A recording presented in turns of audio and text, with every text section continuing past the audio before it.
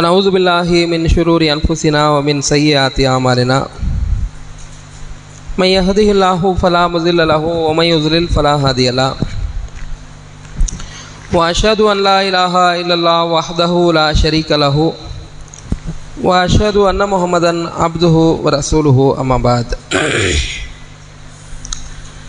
فإن أصدق الحديث كتاب الله وخير الهدي هدي محمد صلى الله عليه وسلم وشر الأمور محدثاتها وكل محدثة بدعة وكل بدعة ضلالة وكل ضلالة في النار. அளவற்ற அருளாளனும் நிகரில்லாத பேரன்புடையவனுமான அந்த அல்லாஹுவை போற்றி புகழ்ந்தவனாக என்னுடைய உரையை நான் ஆரம்பம் செய்கிறேன்.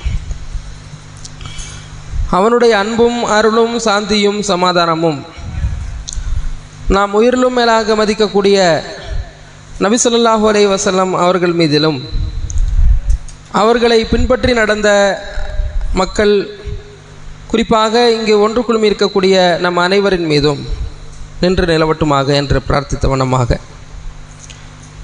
அருள் நிறைந்த இந்த ரமலான் மாதத்தில் நன்மையை நாடியவர்களாக பல அமல்களை நாம் செய்து வருகிறோம். அதில் ஒரு பகுதியாக மார்க்க ரீதியான இந்த உபதேசங்கள் தினம்தோறும் இரவு தொழுகைக்கு பின்னால் நடைபெற்று வருகிறது. ஏகத்துவ கொள்கையும் சுய பரிசோதனையும் என்ற தலைப்பின் கீழாக கொள்கையில் நாம் உறுதியாக இருக்க வேண்டும் என்ற அடிப்படையில் பல்வேறு தகவல்களை நாம் பார்த்து வருகிறோம். அதில் கடந்த தினத்தில் முக்கியமான தகவல்களை நான் கூறியிருக்கிறேன். இறை செய்தி யாருக்கு வரவில்லையோ அவர் பின்பற்ற தகுதியானவர் கிடையாது. இறை செய்தி என்ற ஒரு அடிப்படை அல்லாஹ்விடமிருந்து வரக்கூடியதாக இருக்கிறது. அது அல்லாஹ் ரப்புல் ஆலமீன் முழுக்க முழுக்க அதனை பாதுகாக்கக்கூடிய ஒரு பொறுப்பை ஏற்றுக்கொண்டிருக்கிறான். மனிதர்கள் யாருமே அந்த பொறுப்பில் வரமாட்டார்கள் என்ற அடிப்படையில் நான் நிறைய ஆதாரங்களை குறிப்பிட்டிருந்தேன்.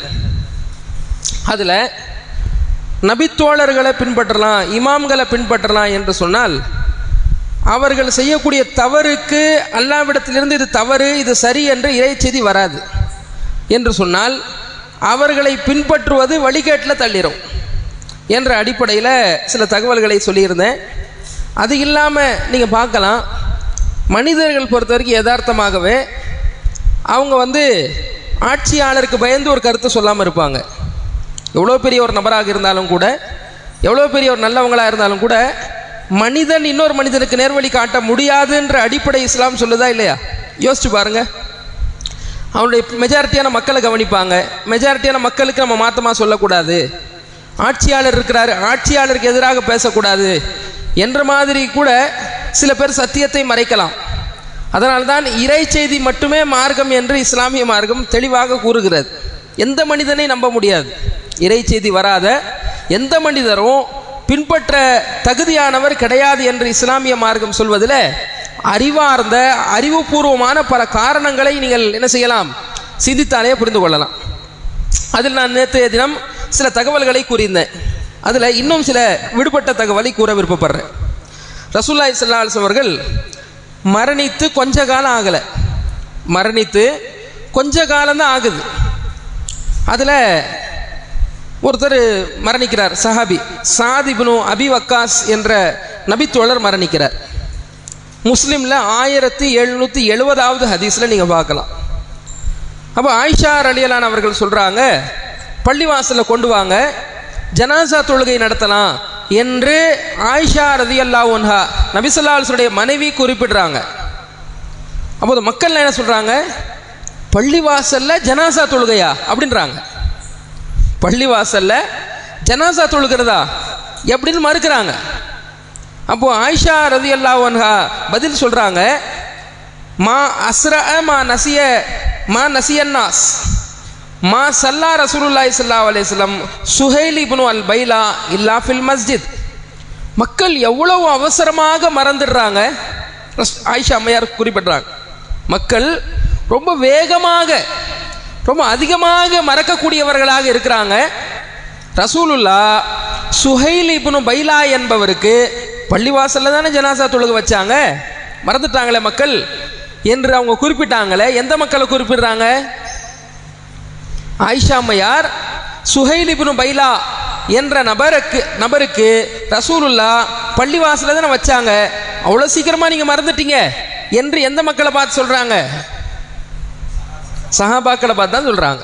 இப்போ சஹாபாக்கள் இருக்கிறாங்க, இப்போ சஹாபாக்களை பின்பற்றுங்க, அவங்களுடைய விளக்கத்தை எடுத்துக்கங்கன்னு நீங்க சொல்றாங்களே, பாருங்க அவங்களும் மனிதர்கள் தானே.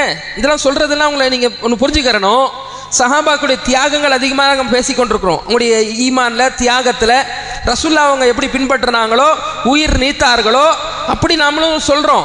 அதுல பிரச்சனை இல்லை. அல்லாஹ்வுடைய வேதம் என்ற இடத்துல, அல்லாஹ்வுடைய தூதரை பின்பற்றக்கூடிய இடத்துல சஹாபாக்களையும் வைங்கன்னு சொல்லும் பொழுது நம்ம என்ன செய்யறோம்? அல்லாஹ் ரசூலா சஹாபியான் வரும் பொழுது அல்லாஹ் ரசூலுடைய இடத்துல வைக்க முடியாது என்றதுக்காக இதை சுட்டி காட்டுறோமே தவிர அவங்க நம்மளை விட கீழ்நிலையில் இருக்கிறாங்கன்னு சொல்றது கிடையாது. அவங்க பின்பற்றுவதற்கு தகுதியானவர்கள் கிடையாது என்பதற்காக சுட்டி காட்டுறோமே தவிர இது எப்படி நினைச்சிடக்கூடாது. இது எப்படி கிளிப்பிங் ஆக்கி போடுவாங்க பாருங்க, சஹாபாக்களை டேமேஜ் பண்றாங்க என்று கூட கிளிப்பிங் ஆக்கி கூட போடலாம். நாங்கள் அதற்காக சொல்றது இல்லைங்க, பின்பற்றுக்கிறாங்க. நான் உதாரணம் காட்டியிருக்கேன். பெருநாள் தினத்தில் நீங்கள் தக்பீரை சத்தம் போட்டு சொல்லுவாங்க. அல்லாஹ் அக்பர் என்று சொல்லக்கூடிய தக்பீரை அல்லாஹ் அக்பர் கபீரா புக்ரத்தம் அசீலா என்ற மாதிரிலாம் ஒரு துவா ஓதுவாங்க.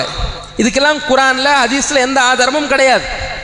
இந்த இமாம்கள் இந்த சஹாபாக்கள்னு போனாதான் இந்த மாதிரி இவங்க விளக்கத்தை எடுத்து பின்பற்றக்கூடியவர்களாக ஆக முடியும். அப்போ அப்படி என்ன செய்யறாங்க? இப்படி நிறைய நான் உதாரணமாக ஒன்று சொல்லியிருக்கிறேன். இப்படி பல விஷயங்களை பின்பற்றுகிறார்கள். இப்போ சஹாபாக்கள் மனிதர்கள் தான், மறதி ஏற்படலாம். வேணும்னு செஞ்சாங்கன்னு சொல்ல முடியாது, மறந்துடுவாங்கல்ல. நீங்கள் நான் எப்படி ஒரு மறதியில் வருதோ அதே மாதிரி ஜனாசா தொழுகை பள்ளிவாசல் தொழுது மறந்துருப்பாங்க. ஆயிஷா ரலியல்லாஹு அவங்க குறிப்பிட்டதை பார்க்குறோம். அதே மாதிரி ரசூலுல்லாஹி ஸல்லல்லாஹு அலைஹி வஸல்லம் அவர்கள் இப்னு அப்பாஸ் இருக்கார்ல, அவருக்கு துவா செஞ்சாங்க. என்ன துவா செஞ்சாங்க தெரியுமா? இவரை மார்க்கத்தில் ஞானம் பெற்றவராக ஆக்குன்னு கேட்டாங்க. மார்க்கத்தில் ஞானம் பெற்றவராக ஆக்குன்னு கேட்டாங்க ரசூலுல்லாஹ். இப்னு அப்பாஸ் உமர் ரலியல்லாஹு அவர்கள் இவர் எப்பவும் பக்கத்திலே வச்சிருப்பார். அப்போ ஏன் நான் இவரை பக்கத்திலே வச்சிருக்கேன் தெரியுமா என்ற விளக்கத்தை உமர் ரலியல்லாஹு அவங்க சொல்றாரு. மற்றவங்கெல்லாம் சேர்க்காம நான் ஏன் இவரை வச்சிருக்கிறேன்னா, இதா ஜா நஸ்ருல்லாஹி வல் ஃபத்ன் சூரா இருக்கா இல்லையா, இந்த சூறாவுக்கு விளக்கம் சொல்லுங்கன்னு கேட்குறாரு உமர் ரலியல்லாஹு அவர்கள். எல்லாரும் இந்த வெற்றியை பற்றி பேசுது, அல்லாஹ்வுடைய உதவியை பற்றி பேசுதுன்றாங்க. அல்லாஹ்வுடைய உதவி, அல்லாஹ்வுடைய வெற்றி வருது, இதை பற்றி பேசுது என்றெல்லாம் சொல்கிறாங்க. இப்னு அப்பாஸ் கூப்பிட்டு உமர் ரலியல்லாஹு கேட்குறாரு, இது எந்த விஷயத்தை பேசுது? அவர் சொல்கிறார், இது ரசூலுல்லாஹ்வுடைய மௌத்தை பற்றி பேசுதுன்றார். அதனால தான் இவரை நான் பக்கத்தில் வச்சிருக்கேன்னு உமர் ரலியல்லாஹு. அவ்வளவு மார்க்கத்தில் ஞானம் பெற்றவர், கல்வியில் அறிவுள்ளவர். யாரு? இப்னு அப்பாஸ் ரலியல்லாஹு அவர்கள். அவர் மனிதர் தானே, ஒரு மனிதர் தான், இறை தூதர் கிடையாது. அவருடைய வார்த்தையிலும் சரியும் வரும் தவறும் வரும் என்பதை பார்க்குறோம். என்ன பார்க்குறோம் என்றால், ரசூலுல்லாஹி ஸல்லல்லாஹு அலைஹி அவர்கள் மேராஜ் பயணத்துக்கு போனாங்கல்ல, மேராஜ் பயணத்தில் ரசூலுல்லாஹ் பக்கத்தில் இருந்து கொண்டு ஒருத்தரை பார்த்ததாக குரான்ல அல்லாஹ் சொல்கிறான். எப்படி சொல்கிறான் அல்லாஹ்? வில்லின் இருமுனை அளவோ அல்லது அதை விட நெருக்கமாகவோ இருந்ததுன்ற அந்த சந்திப்பு பற்றி.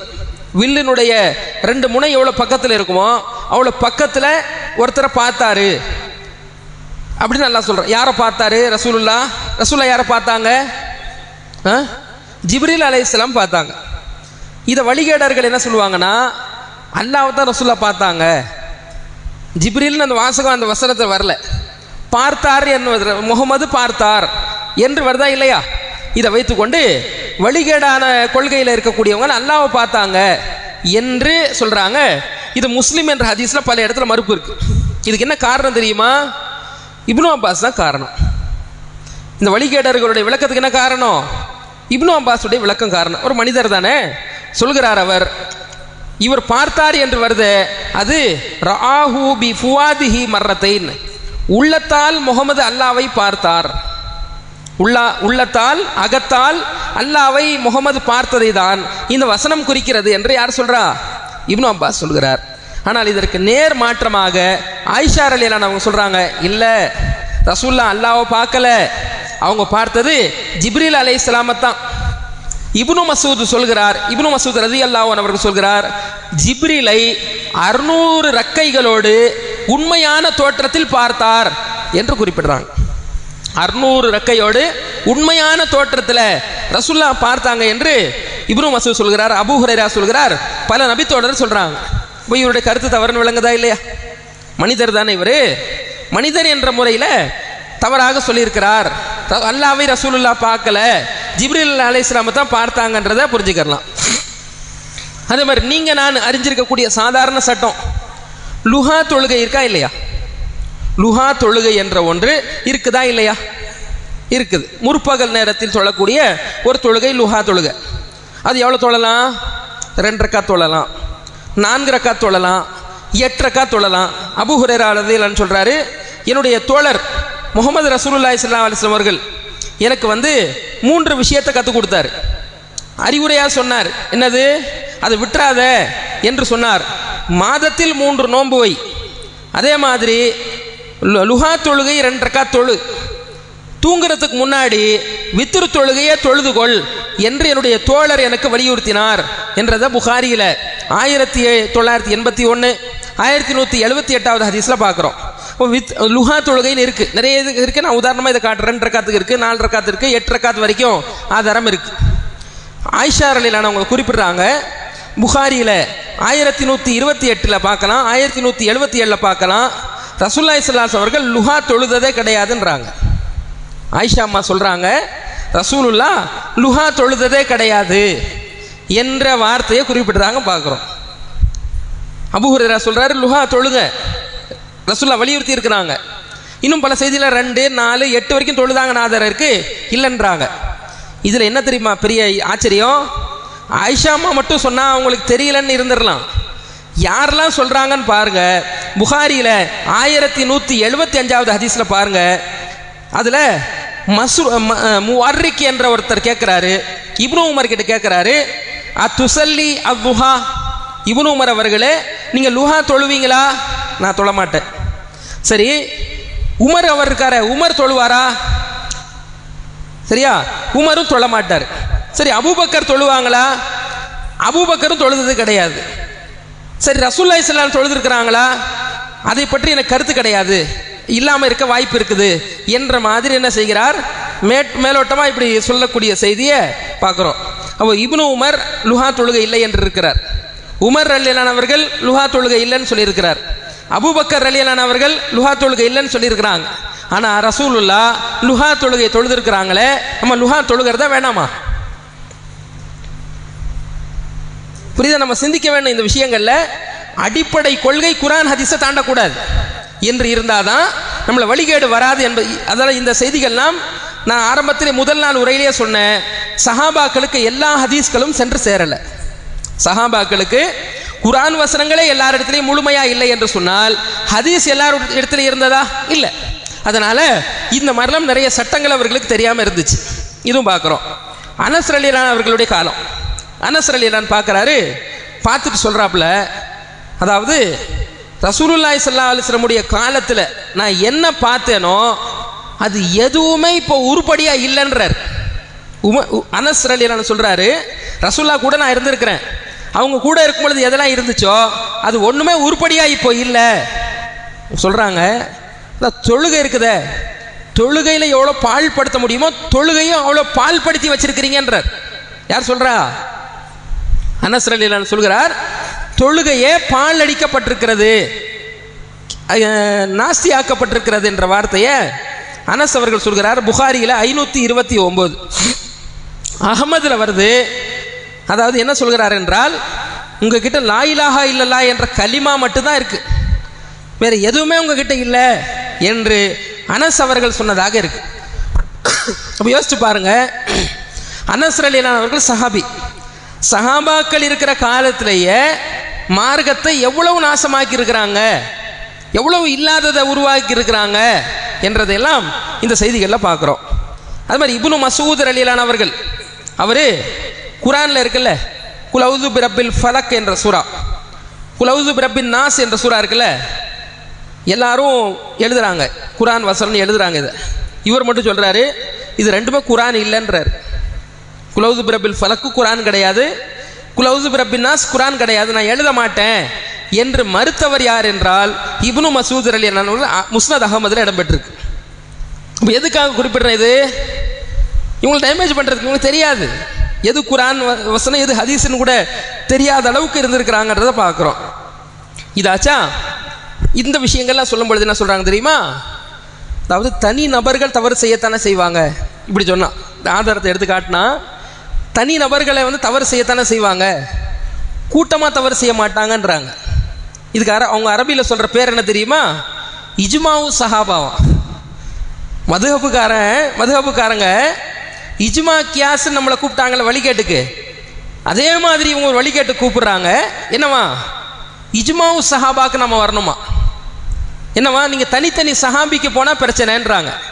சரி, நம்ம கேட்டோம், நீ ஜக்காத்து கொடுத்த பொருளுக்கே திருப்பி வருடம் கொடுக்கணும்னு சொல்றிய, இஜ்மாவா நீ ஆதாரம் காட்டுற?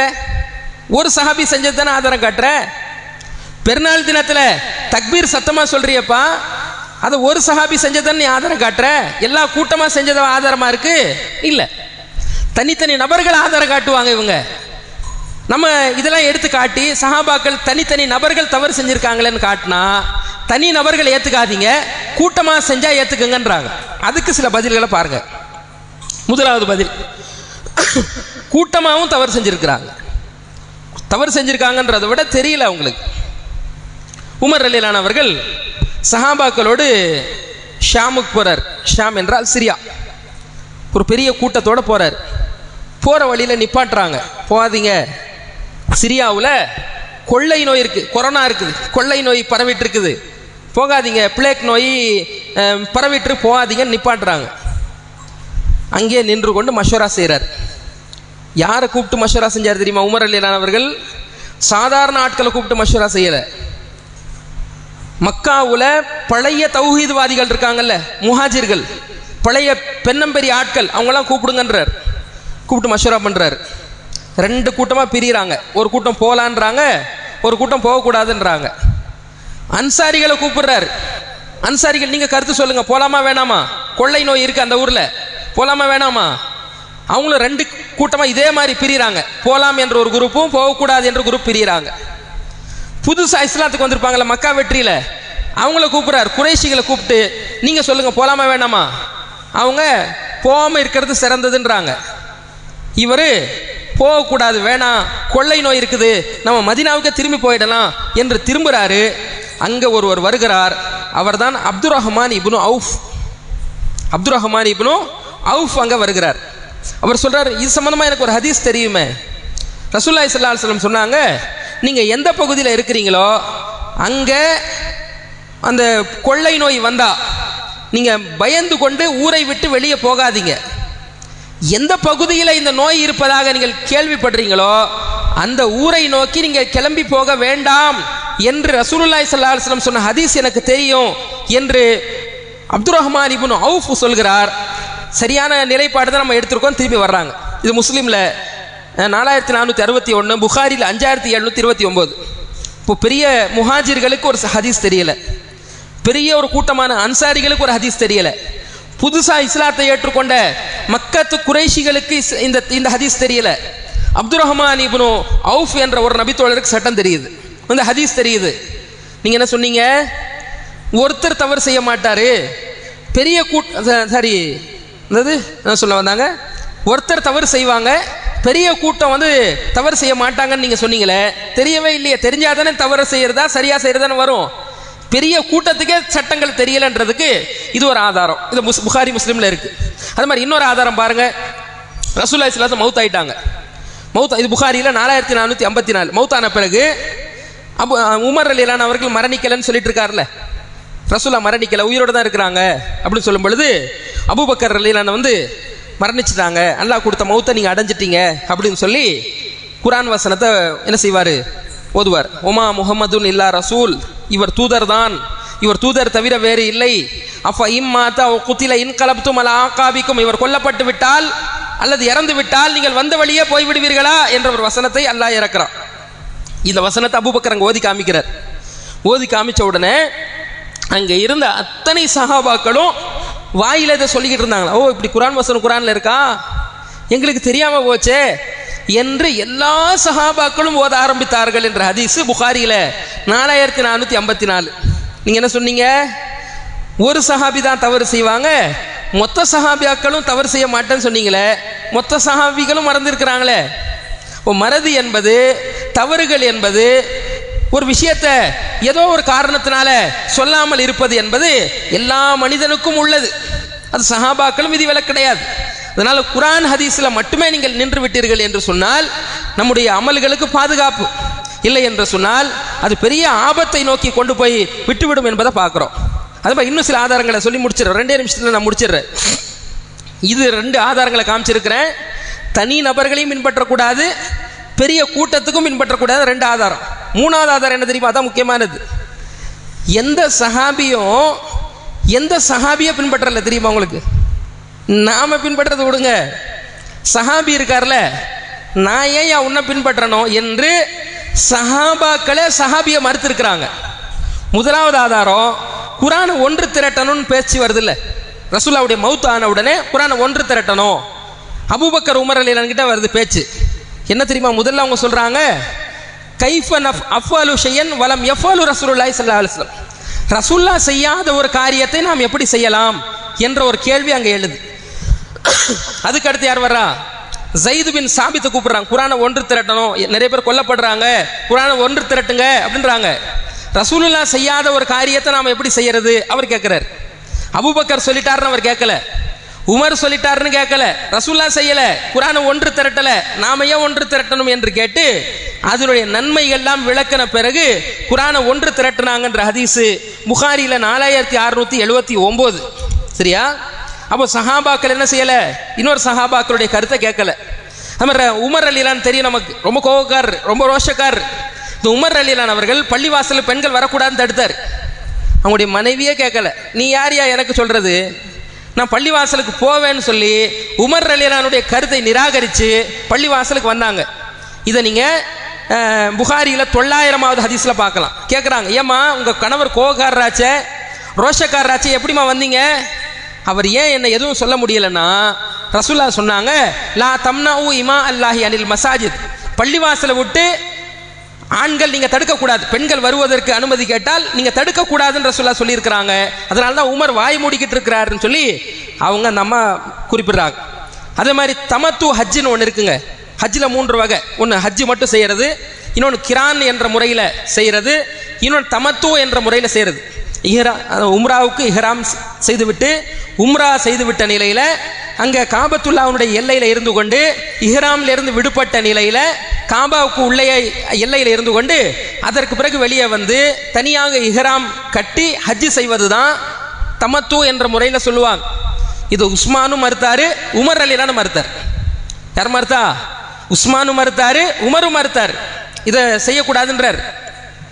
அலி சொல்றார், நீ யாரியா நான் இதை செய்வேன் என்று உஸ்மான் ரலியல்லாஹு கிட்ட சண்டை போட்டார் என்ற செய்தி வருது.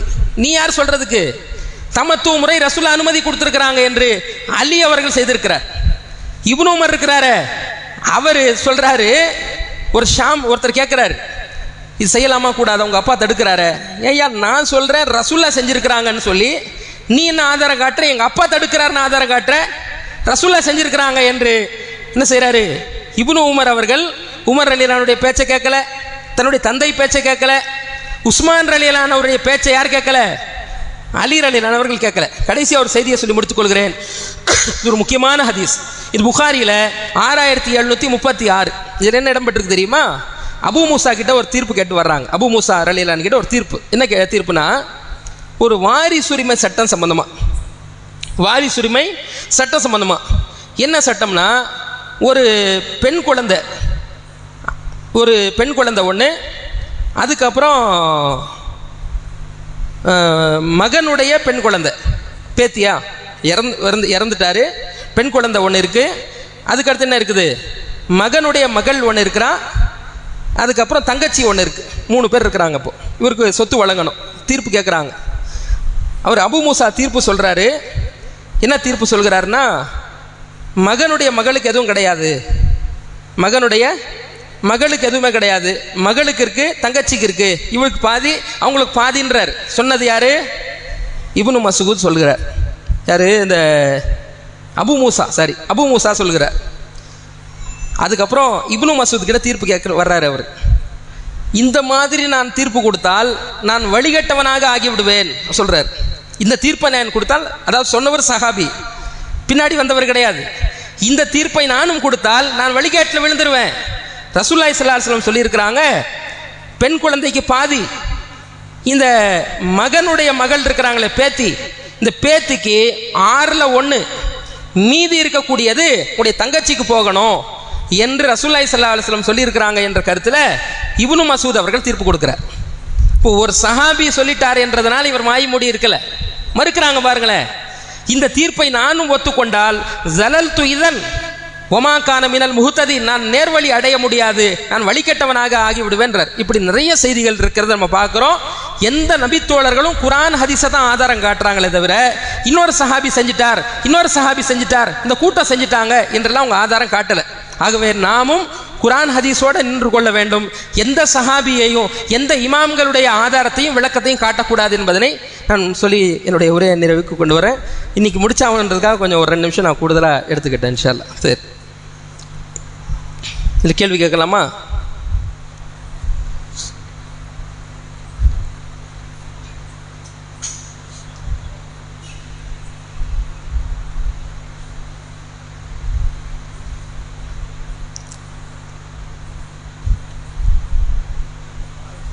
என்னங்க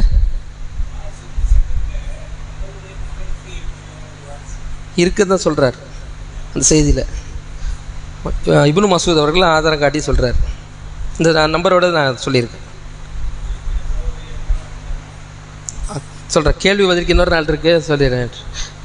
மக்கள்கிட்ட நான் கேள்வி கேட்கணும், சொன்னால் நான் நேரம் போயிடும். அதுக்காக சரி, லுஹா தொழுகை சம்பந்தமாக ரசூலுல்லாஹி ஸல்லல்லாஹு அலைஹி வஸல்லம் அவர்கள் எத்தனை ரக்காத்திலேருந்து எத்தனை ரக்காத் வரைக்கும் தொழுதுருக்காங்கன்னு நான் கேட்டிருந்தேன். நிறைய பேர் கை தூக்குறாங்களே. கொஞ்சம் கேள்வி ஈஸியாக கேட்டோமா? இலகுவானது தான் இருக்குது. வேறு கேள்வி கேட்கட்டுமா? இதே கேட்டேன். சரி, கஷ்டமாக கேட்கணும்.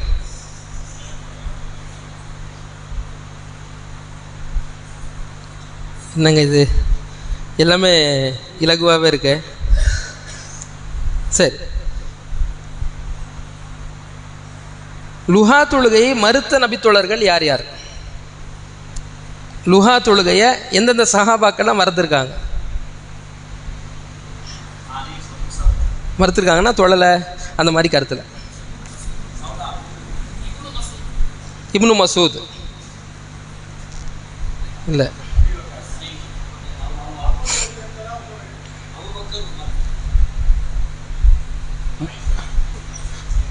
இல்லை முழுமையாக சொல்லணும், அது பகுதியாக இருக்குது.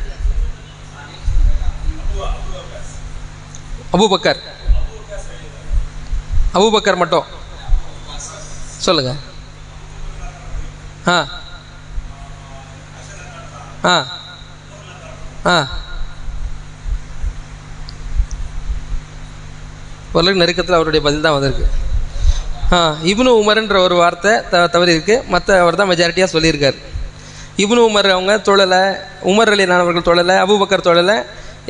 ரசூல்லா சம்மந்தமாக கேட்கும் பொழுது ஆயிஷா ரலியல்லாஹு சம்மந்தம் இன்னொரு சரி தனியாக இருக்குது, அதுலேயும் அவருடைய பதிலை நெருக்கமாக எடுத்துக்கலாம். ஏன்னா மெஜாரிட்டி அவர் தான் பதில் சொல்லியிருக்காரு, மற்றவங்க குறைவாக சொல்லியிருக்காரு. சரி, துவா சொல்லிடலாமா?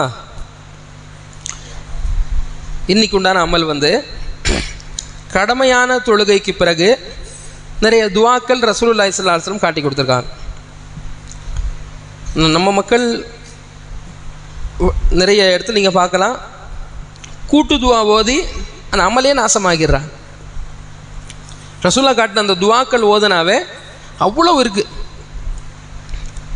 நம்ம பேனரே போட்டு வைப்போம் பள்ளிவாசலில், நீங்கள் கீழே கூட பார்க்கலாம், எத்தனை துவா இருக்குது அத்தனையும் தொகுத்து போட்டிருக்கோம். அதை ஓதுறதுக்கே 10 நிமிஷம் 1/4 மணி நேரம் ஆகும்.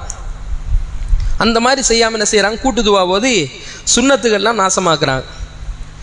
அதில் ஒரு முக்கியமான ஒரு துவா, எல்லாமே துவா முக்கியமானது தான், அது ஒன்று தானே நம்ம சொல்லித்தர முடியும். அதனால் அதில் முக்கியமான ஒரு துவாவை நம்ம இன்றைக்கி சொல்ல விருப்பப்படுறோம். அதில் ரசூலுல்லாஹி ஸல்லல்லாஹு அலைஹி வஸல்லம் முஆத் இப்னு ஜபல் என்ற சஹாபிக்கு சொன்னாங்க, கடமையான தொழுகைக்கு பிறகு இதை சொல்வதை ஒருபோதும் விட்டு விடாதே என்று சொல்லி கற்றுக் கொடுத்தாங்க. என்ன துவா தெரியுமா? அல்லாஹும்ம ஐன்னி அலா ஜிக்ரிக்க வ ஷுக்ரிக்க வ ஹுஸ்னி இபாதத்திக். நிறைய பேர் தெரிஞ்சிருக்கு, சொல்லணுமா? சொல்லி தரட்டுமா? அல்லாஹும்ம இன்னி அலா ஜிக்ரிக்க வ ஷுக்ரிக்க வ ஹுஸ்னி இபாதத்திக்க. அல்லாஹும்ம இன்னி அலா ஜிக்ரிக்க வ ஷுக்ரிக்க வ ஹுஸ்னி இபாதத்திக்க. அல்லாஹும்ம இன்னி அலா ஜிக்ரிக்க வ ஷுக்ரிக்க வ ஹுஸ்னி இபாதத்திக்க. அர்த்தம் வந்து, அல்லாஹும்ம இறைவா, இன்னி எனக்கு நீ உதவி செய், அலா ஜிக்ரிக்க உன்னை நினைப்பதற்கு, வ ஷுக்ரிக்க உனக்கு நான் நன்றி செலுத்துவதற்கு எனக்கு நீ உதவி செய், வ ஹுஸ்னி இபாதத்திக்க அழகிய முறையில் உன்னை நான் வழிபடுவதற்கு எனக்கு உதவி செய். அழகிய முறையில் வழிபடுவதற்கு எவ்வளோ அற்புதமான கருத்து பாருங்கள். உன்னை நினைப்பதற்கும் உன்னுடைய உதவி தேவை, உனக்கு நான் நன்றி செலுத்துவதற்கும் உன்னுடைய உதவி தேவை, நான் அழகான முறையில் உன்னை வழிபடுவதற்கும் உன்னுடைய உதவி தேவைன்ற அற்புதமான கருத்து இதில் அடங்கியிருக்கு. நம்ம ஏனோ தானோன்னு தொழுகிறோம்ல, ஏனோ தானோன்னு இபாதத் செய்கிறோம்ல, இந்த துவாவை நம்ம மனசார அல்லாஹ் கிட்ட கேட்டால் நம்ம மனசார நம்ம இபாதத்துக்கள் நிறைவேற்றுவதற்கு அல்லாஹ் உதவி செய்வான். அந்த மாதிரி அற்புதமான ஒரு துவா. அல்லாஹும்ம இன்னி அலா ஜிக்ரிக்க வ ஷுக்ரிக்க வ ஹுஸ்னி இபாதத்திக். கடமையான தொழுகைக்கு பிறகு ஓத வேண்டிய துவா.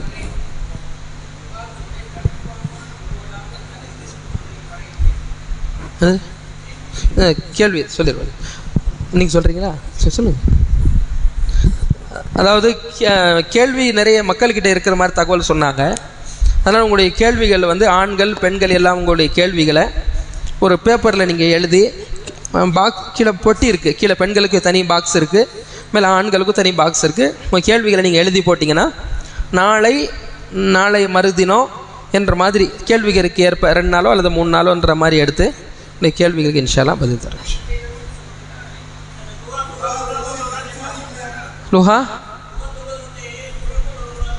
லுஹா தொழுகை இருக்கு. ரசூலுல்லாஹி ஸல்லல்லாஹு அலைஹி வஸல்லம் 2 தொழுததாக அபூ ஹுரைரா அறிவிக்கிறார். 4 தொழுததாக ஆதாரம் இருக்கு. 8 மக்கா வெற்றி நேரத்தில் தொழுதுதான் ஆதாரம் இருக்கு.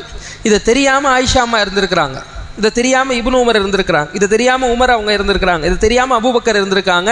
ஆனால் ரசூலுல்லாஹி ஸல்லல்லாஹு அலைஹி வஸல்லம் தொழுதுருக்கிறாங்க.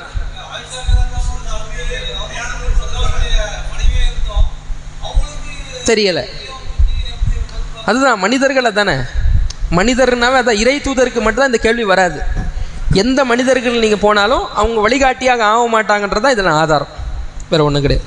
முடிச்சிடலாம்ல? சுப்ஹானக்கல்லாஹும்ம